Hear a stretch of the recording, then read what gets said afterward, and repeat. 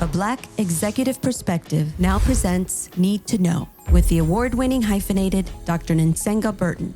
Dr. Burton, what do we need to know? Good afternoon and welcome to Need to Know with Dr. Nsenga Burton. I am she. I hope that you are having a wonderful day. Today, I want to talk to you about the hypocrisy of this democracy. You may have been minding your business and drinking your water, as people like to say. That girl Erica, she says that on Instagram. Let me give her credit. But if you have not been doing that and perhaps you're living under a rock, perhaps you just had so much going on that you're like, I can't take another second of watching the news because it's just horrible every time. Something you may have missed is 47's pardon of the Chrisleys, reality show stars. And Todd, and I'm blanking on the mother's name, but the Chrisley family. They went to jail. They were found guilty in Atlanta, and they did everything to evade arrest. They even moved to Nashville so they could finish filming their show while they were on trial, before they were on trial, and and when they were on trial. But they basically defrauded banks, area banks. They basically would go around and falsify documentation and get loans, and to the tune of $36 million. So it's not like a little sum of money. It's not $3,000, which they lock people up for. You know, they put people in jail in Atlanta. I live in Atlanta, by the way. They put people in jail in Atlanta for writing bad checks. They still do that in 2025. $3 check, you might go to jail. Something happens between you closing the house and you moving into the house, and for whatever reason, bank account doesn't have any money in it, whatever. I've heard all kinds of things from people. I've known, these things. So when you hear $36 million, that's not a small sum of money. It's a huge sum of money. And then in addition to that, they defrauded the IRS, i.e. did not pay taxes, of $500,000. All right. So part of being a citizen of the United States, and why I don't complain about paying taxes, even though I do think they are high, especially my property taxes, if anybody's listening, is because that's a requirement of citizenship. You have to pay taxes. So sometimes you have fines if you don't pay, if you pay late, all the things can happen. You might have an accountant, which was my situation, who I thought was filing taxes and did not one year because he was having a moment or something. And then you get that letter in the mail like, hey, we notice you pay your taxes every year, but we don't have this. Is there a problem? Things of that nature. So taxes are important. Accountant's gone, by the way, but I'm still here, so I still pay taxes, and I will pay them until I go into the ground, I'm sure. But the point is, when you defraud people of $500,000 in taxes, the government, what that does is it falls on other people, and it falls on people who actually do pay their taxes. It is very hard to get a bank loan if you are not part of the establishment. I'll say that. It is very hard to have a bankruptcy and to get bank loans, which is why everybody is perplexed. Why 47, who's had, I think, 7 bankruptcies at this point, and bankrupted a casino even, which I don't even know how you do that, but can continue to get these loans and get this money and all this stuff, over all these years. We know all the intersectionality. We know how, who you are matters more than, what you do and have done in order to get loans from banks. It's just very hard to do in general, especially if you do not have collateral or a ton of money to put up. And so what the Chrisleys did, because, they're obviously faking the funk, and they are, they call themselves devout Christians. So that's the other thing that is interesting about this hypocrisy and this democracy, how these devout Christians are engaging in non-Christ-like behavior, and damning you to hell while they're busy stealing, which is one of the 10 commandments. You're not supposed to steal, but that's just basic stuff. The point is that they have been pardoned. He also pardoned a sheriff in my home state, Virginia, who had taken $75,000 in bribes, to either look the other way, to get rid of evidence, to do things like that. So when we think about our criminal justice system, and we think about who's in our employ, and we think about all of the folks that go to jail over little things, frivolous things, and then people who are over prosecuted. So 47 is saying that he thinks that these people were over prosecuted. Well, we know that 47 has an axe to grind with it, Georgia anyway, because he had the greatest chance of going to jail had they not made up, um, this case against Fonnie Willis. He would probably be in jail based on the evidence that they had, which is also a recording of him asking for the Secretary of State at the time to find some votes for him so that he could win Georgia. All right. So it's a recording of that. So he has an axe to grind against Atlanta anyway. So of course he would pardon these two reality stars who have thumbed their noses at not only the justice system, but also just all the systems that are in place. Whether it is lying to numerous banks, falsifying documentation in order to get loans, allegedly, um, and or not paying their taxes to the tune of $500,000. And this is all while being on television, all while, purchasing multi-million-dollar homes, doing all of these things. So it's all very well documented. You don't actually have to have been seeing it or living it, I would say, to see it. So what I think you need to know today is that life is not fair. And if you have the expectation of fairness, I would say it's also a privilege. The idea that you can even think that life is fair. Like, you can be in business for a decade for yourself, and you cannot get a bank loan to save your life. You cannot procure a bank loan. You've never had a bankruptcy. You pay all your bills on time. You have money in the bank.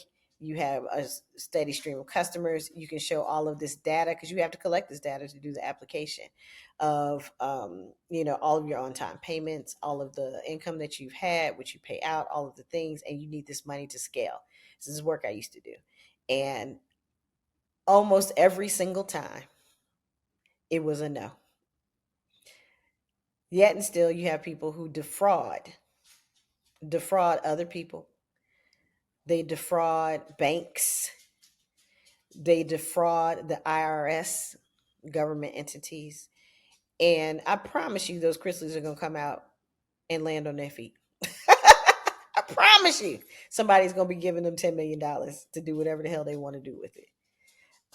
Despite their colorful past. This is what I think will happen, because this is how it works in the United States, right? Those who can buy their way out of things, right? The people who are aligned with people who are used to buying their way out of things. When you have money and you come from money, you have more resources. People are willing to take a chance on you. You have co-signers, right? You have people who can say, okay, if Tony doesn't pay this loan back, I can pay it, and you have a great payment history. So then they'll let you go with it. So I need you to know that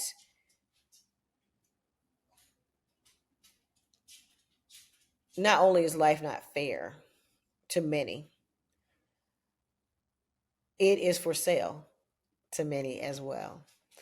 And so, unfortunately, for the bulk of us, and that's the majority of us, I mean, even the white folks who don't have money, which we don't ever talk about in this country, and then the one person who stood the chance to, who actually wrote a book about it and had a great opportunity to educate and help bring those folks into the fore, has now aligned himself with a megalomaniac billionaire, Trump, and I don't think he's a billionaire, but as vice president, right? But even white people who don't have money, and they are the majority in this country of the impoverished, based on numbers alone. This is raw data. This is not this is not proportion. This is raw numbers. You have the opportunity to help them get out of poverty, like the rest of us. To help those who have their own businesses to get out of poverty, like the rest of us.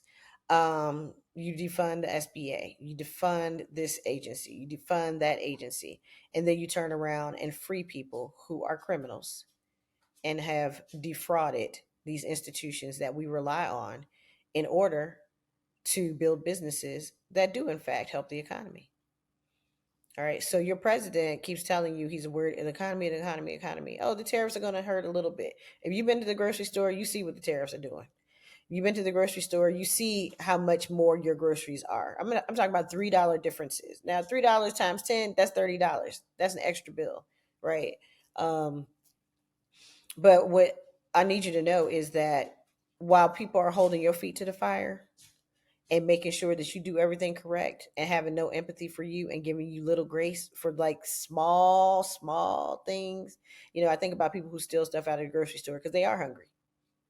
They're not stealing groceries and selling them somewhere else. Stealing groceries and eating them because they are starving. And then you're letting somebody out who's stealing money to the tune of $36 million from banks. Right. But, if somebody went in and robbed that bank of $3,600, they'd be in jail for 25 years. Right.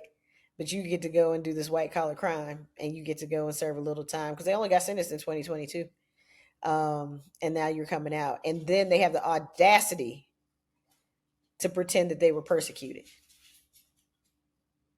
We were this overzealous prosecution. How can it be overzealous? It was $36 million, proven $36 million.